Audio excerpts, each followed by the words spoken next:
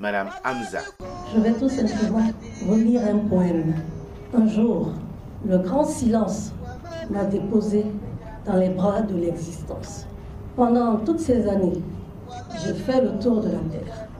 Cependant, je n'ai pas appris le secret de la lumière et je n'ai pas compris le mystère de l'obscurité. Il y a 40 ans, la main du temps a enregistré mon existence et je suis une page vivante du livre de l'univers. Cependant, maintenant je ne suis rien, rien qu'un vague mot, comme le voyageur fatigué qui n'a pas encore atteint sa destination. Je regarde dans toutes les directions, mais je ne puis trouver trace d'aucune partie de mon passé. Que pourrais-je montrer du doigt en disant « Ceci est à moi ».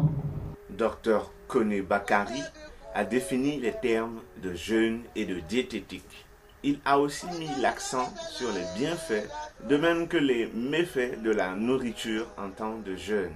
Pour ce faire, 3 axes ont orienté sa réflexion. Dr Koné.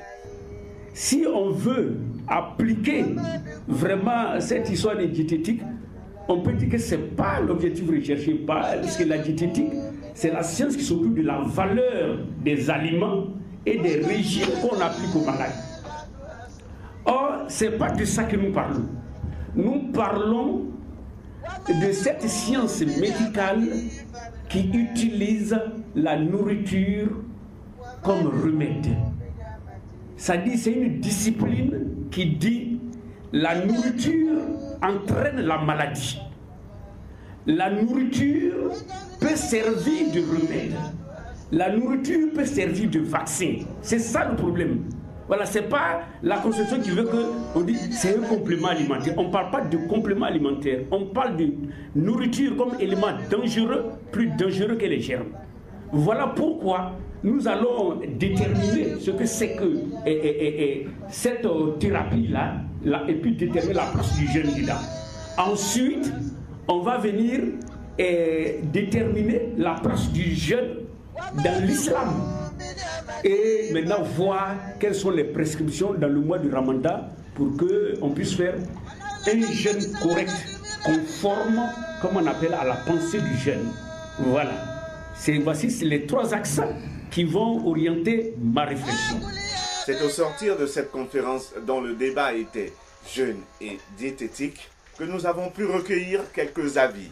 Mais écoutez, vous savez, je me plais à le dire, nous sommes à l'Institut de beauté des 30 jours pendant le mois de Ramadan. Mais malheureusement, les gens n'ont pas compris que nous sommes à l'Institut de beauté de Dieu. C'est pour ça qu'il faut leur donner quelques enseignements pour tirer le meilleur parti de ce mois béni et de ce mois de la beauté. Madame Diaby Mariam, j'ai appris beaucoup de choses à cette conférence-là. Vraiment, je suis restée sur ma faim. Je suis Mme Diallo Kadi. Bon, en fait, on a vu en général qu'il fallait manger sainement et il fallait se connaître. Et puis, par rapport à sa propre connaissance de son corps, voir comment manger et pour mieux vivre. Donc, comment, pendant le mois de carême, s'alimenter pour bien mener jusqu'au bout ce mois de carême béni là. Très bon mois de Ramadan, Inch'Allah.